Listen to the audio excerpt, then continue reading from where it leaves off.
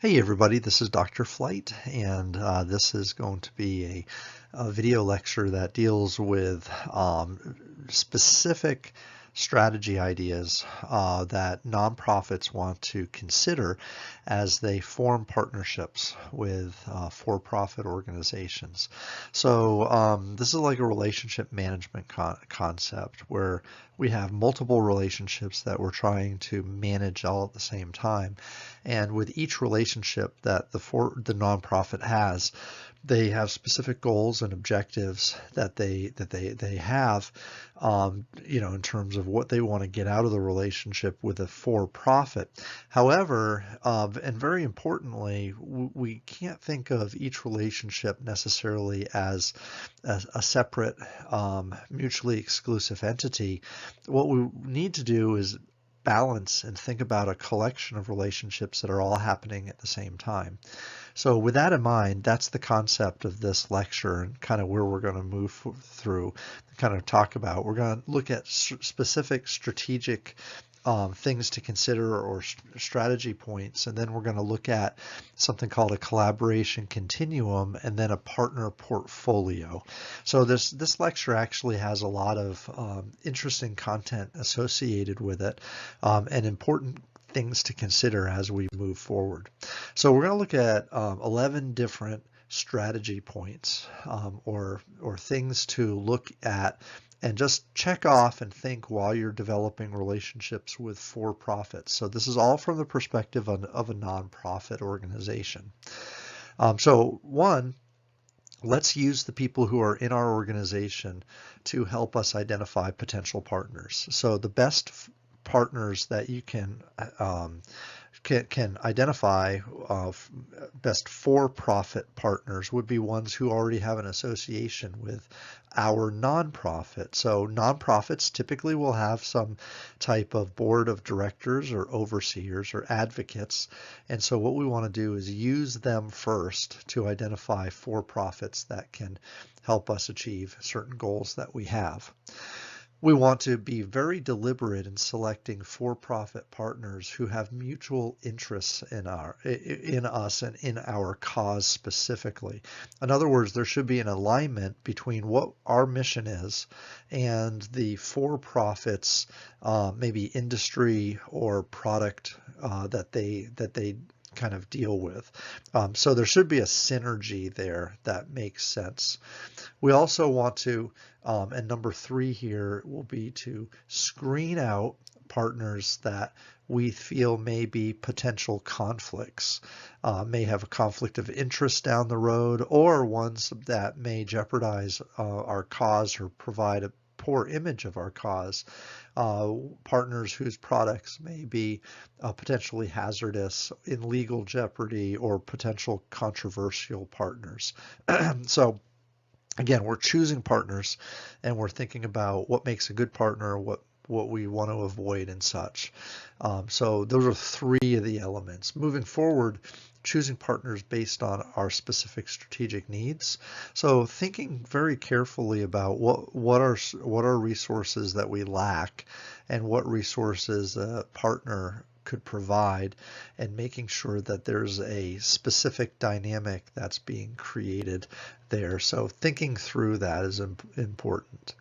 As we move forward, we want to make pitches and we want to present our product or our cause, excuse me, to a for-profit organization. So as we make a pitch, we need to be very, very deliberate and professional in how we do that. So there's a lot of thought and consideration that we take when we think about that. We also want to be very clear and specific on what we want the for-profit to do and what we as the nonprofit will do in our relationship. So identify for-profits that would align with us, but then also be very specific in how we present this information and pitch to the for-profit in order to get them on board to work with us. That's an element that's important. And as part of that element, as part of that pitch, we want to think through exactly what we want that for-profit to do versus what we're going to provide for them as well. We want to be honest and realistic in our expectations. We want to be able to have a monitoring system. We want to be able to think about our relationship with the for-profit, and a month from now, a year from now, 5 years from now, how will that relationship evolve, and how will it develop, and what will our expectations for each other specifically be? We want to plan and design and think about a long-term relationship as opposed to a short-term relationship. So in other words, if I'm going to develop a relationship with a for-profit, I want to think beyond today and this week and this month, but rather, how will our relationship develop long term? Is there potential for its long-term relationship? And if there's not, then I need to keep that relationship in the context of what it is. However, my goal would be to identify partners that I can establish a long-term relationship with, and kind of plan for that as the future evolves. We want to work holistically with the for-profit. So it may be that the for-profit is able to provide some communication and marketing benefits, but it may also be the case where we could use some distribution benefits, or employee benefits, volunteering, or financial benefits, or some things like that from the for-profit. So in other words, think holistically throughout their organization and the many different areas in their organization where we could work together, as opposed to just fitting into a small silo or a small piece of the organization. It might be the case that there are lots of different parts of that for-profit that we can gain some benefit from. So think holistically. And think in a way that doesn't restrict our relationship between the for-profit and nonprofit, and how our resources can be shared across each other. Two more pieces here, so there are 11 in all, lots of these little points and kind of advice guidelines, if you will, on how we choose an organization to partner with. This is kind of like, when we look at having an honest dialogue and building realistic expectations, at some point we want to evaluate our relationship down the road. So let's say we partner with a for-profit, and we start to think about, well, are we really getting out of this relationship what we want? Are they getting out of the relationship what they want? We need to monitor our results together to determine how are we successfully partnering with each other to achieve the goals that we want to have as mutual beneficiaries of this for-profit nonprofit alliance that we've formed. And difficultly, we need to be willing to step away from a relationship if it's not performing the way it's supposed to. So if in other words, we partner with a for-profit and we don't get the results that we're anticipating, we can try to revise our relationship or revise our approach with each other, but at some point we may actually have to sever that relationship if it's draining too many resources from us and we're not benefiting likewise from that organization and kind of what our plan was in the first place for partnering with them. Finally, and these are in no particular order, but when we're planning our partnership relationship as a nonprofit, we have to remember that the for-profit needs to benefit. It cannot be just inward thinking on our part to suggest that I'm the nonprofit and these are the things I want out of it. Nonprofits are extremely self-centered in their thinking along these lines most of the time. Many nonprofits look for a partnership because they are specifically looking for a benefit. The nonprofit needs this. The nonprofit wants this. The nonprofit requires this. If we flip this around, and if the nonprofit starts to think about the benefits they can provide to a for-profit, then the partnership relationship is much stronger. It's much better, and the for-profit is much more willing to help out the nonprofit. The nonprofit will actually get more out of the relationship if they put the for-profit's interests before theirs. I know that's counterintuitive. I know that doesn't seem to be reasonable. The for-profits are usually sitting there with their hands out looking for donations. But if they flip that around, and if the for-profit goes to, or if the nonprofit goes to a for-profit with what they can offer them, then the for-profit is much more receptive and willing to work with the nonprofit. So bear that in mind. Keep all of these 11 thoughts in your mind as you're choosing, considering, and evaluating potential for-profit partners that you can work with. Now, let's assume that we form a partnership and that we have a relationship with a profitable, a for-profit organization. There are multiple stages or levels of relationship that we want to consider. So 3, in fact, that we'll look at specifically: the philanthropic stage, the transactional stage, and then the integrative stage. The philanthropic stage is kind of like, we have a business partner, we have a relationship with a business, and they're writing a check and they're giving us some money, but there's not really a lot of long-term expectation or anticipation in the relationship, and there's not really a flow of benefits going from one to the other. So a philanthropic stage of a relationship is where organizations know each other through traditional process of donation solicitation. The for-profit firm does not have a strong outcome expectation from the specific donation. It's maybe a one-time event or a sporadic event where somebody is asked to donate and they donate, and then beyond that, there's not much more in terms of expectation.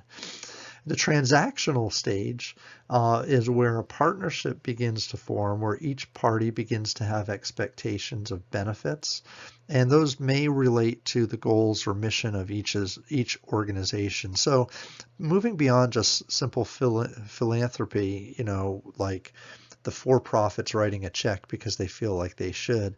Transactional relationships are a little deeper and stronger, and there's an implication that the partnership will happen a little bit more consistently and over a longer period of time, and that the transaction begins to realize some inter-firm benefits that can be realized for both the nonprofit and the profit organization. The final level is an integrative stage, and this would be a fairly detailed, in-depth type of a relationship that each party has with each other.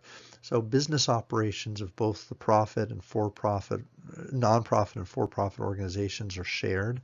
So business operations become more integrated with each other.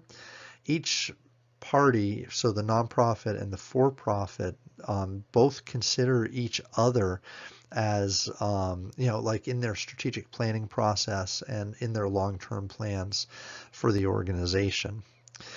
So you can see kind of moving from the philanthropic through transactional to the integrative stage, a development of a relationship and the reliance of the relationship on business operations, moving from none at all at the philanthropic level to fairly heavy at the integrative level. At the integrative level, if you were to sever the relationship, your business operations would have to change and adapt to that in a fairly meaningful way. Whereas that's not the case in weaker relationships, but in the integrative relationship, it certainly is. So there's an opportunity here to talk about the different kind of components of a strong relationship. James Austin in 2000 created a typology that is denoted by the 7 C's. And these 7 C's are different dimensions or again, components of a relationship between two organizations. And you could feel like the weaker level of these would lend themselves to philanthropic relationships where stronger levels of these 7 C's would be more indicative of an integrative stage relationship. So those 7 elements, we have connection, clarity, congruency, creation, communication, continual learning, and then commitment to each other. And you can take a look at these in your text and here as well for more of a detailed kind of understanding of each of these 7 C's. But the point here is that an active working relationship needs to be nurtured and developed. And if we thought about our relationships between firms in the context of these 7 C's, we could grade or rank, if you will, or put a score towards our relationship and how close it is to an integrative relationship versus how close it is to a philanthropic relationship. If those were 2 ends of a spectrum, we want to move our relationship more towards the integrative side, which would imply that we're growing these 7 C's and developing these 7 C's in a stronger way. So think about how we form relationships, what those 11 different tips are in terms of choosing proper partners to form an alliance or a partnership with, and then think about once that relationship is formed, how we're going to develop it over time from a weak relationship to a strong relationship in context of these 7 C's. The final piece here is to consider this notion that we're not just dealing with a single relationship, we're dealing with multiple relationships. So consider the management of multiple partners that vary across these different relationship levels. So one of our challenges is to be able to organize all of these. We think that integrative relationships might be the case where we can't really handle too many of them because they're so deep and they're so reliant on of our resources. They require a lot of attention. So we probably need to have a limited number of integrative relationships, but at the same time, we think of philanthropic relationships that might be plentiful but not very meaningful. So we want to take those and develop those. We want to identify our philanthropic partners who we could develop into transactional stage partners and then eventually integrative stage partners. So this idea of multiple partner relationships being managed simultaneously is something that we deal with in business. It's not unique at all to nonprofits. It's something that happens in for-profit organizations as well, but it's probably a little bit more meaningful here in a nonprofit context. We look at just the graphic that illustrates the number of partners that different organizations have. Habitat for Humanity with 72 corporate partners, Boys and Girls Club, Easter Seals, Girl Scouts, well over 20 partners each. Consider St. Jude's Hospital, which was in another lecture. They have dozens and dozens of partners that they deal with on many different levels and denote their relationship strength often by how much money each relationship partner is worth to them.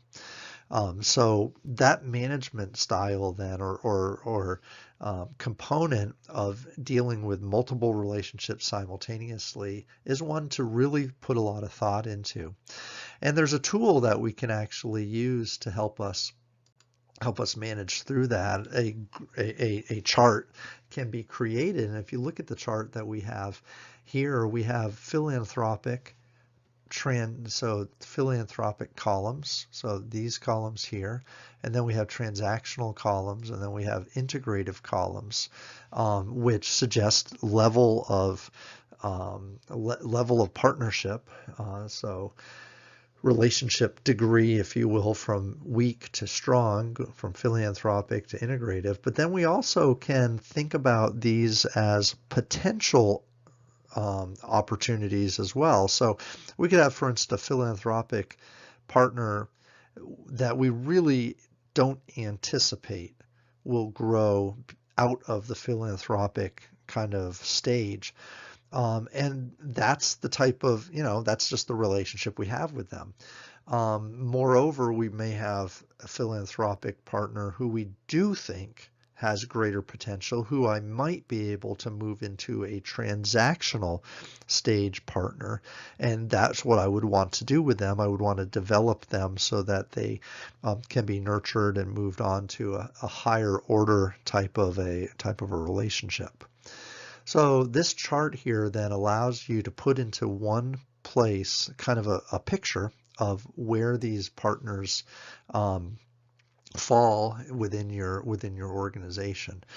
Low to high potential, and then 3 different stages. Simultaneously, we look at what specifically these partners bring to the table. They bring certain resources, which we can denote down the rows here of needs: money, people, expertise. We could probably add columns here if you wanted, and kind of customize this to your nonprofit.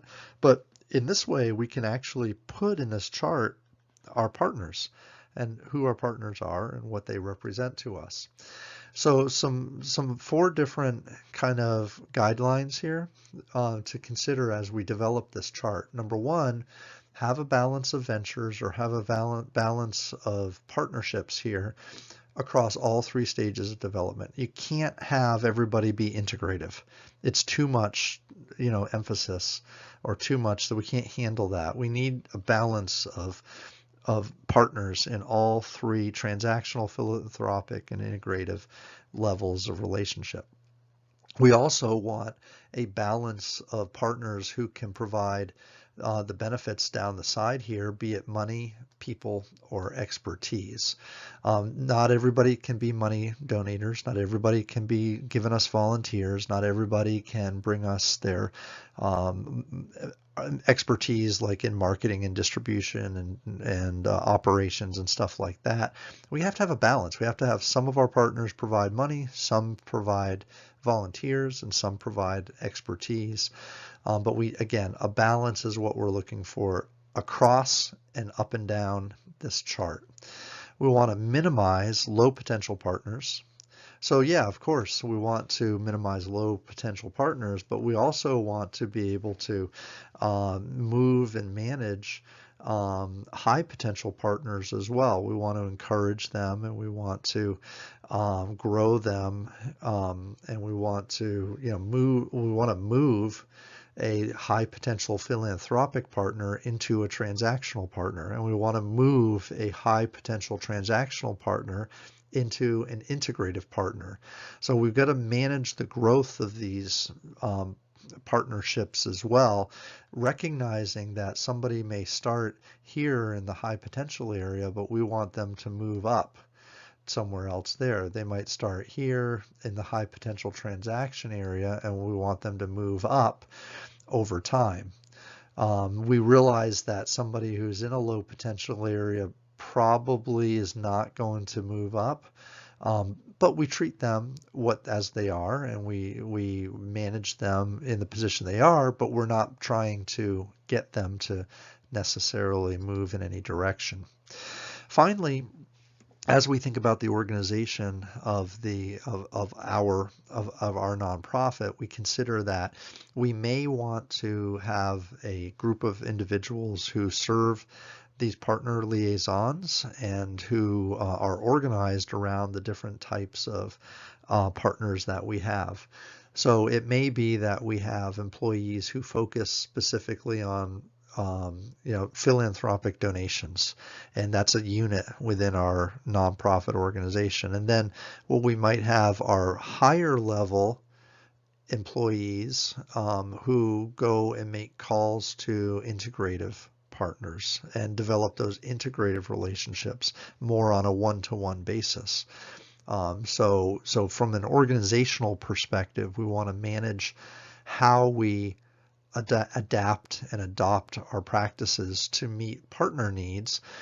Philanthropic partners need less and fewer resources from us. Integrative partners need much, much more. So how we organize ourselves to serve their needs can be dynamic and can vary varied based on the chart's dimensions that we've outlined. Okay, so summary time then. We have lots of different strategy points that are associated with choosing our partners. So we had 11 different ideas associated with how we choose partners to partner with, pitching partners' ideas, identifying for-profits that would align with our goal and our cause, making sure that we're providing a benefit specifically to the for-profit and how that would be a better approach than always having your hand out looking for what the for-profit can do for you. We looked at the collaboration continuum, which had 3 different levels of collaborators. We also talked about the 7 C's that are associated with our group, the growth of our partnership relationships, and then we looked at partner portfolios. So we looked at this chart. This chart suggested the stage of the relationship, the potential of the relationship, and then the resources that we were gaining from the relationship. So there are really 3 things interacting on the chart that we looked at that you can use to map out your relationship partners. We know that we want to have partners in each category. So we want to be able to manage them together that way. We want to try to limit low potential partners while we move high potential partners up, and we develop stronger relationships with them. And then finally, we want to consider how we organize our nonprofit to best serve the type of relationship that we have with the many different partners that we have. Okay, so there's a lot to digest in this topic. This is a real meaningful lecture, actually, when we think about how we're going to develop external relationships. There's a number of planning considerations that we have to look into, you follow those 11 points, and you consider the stage of the relationship that each partner can provide and its benefits, and that will lead you forward.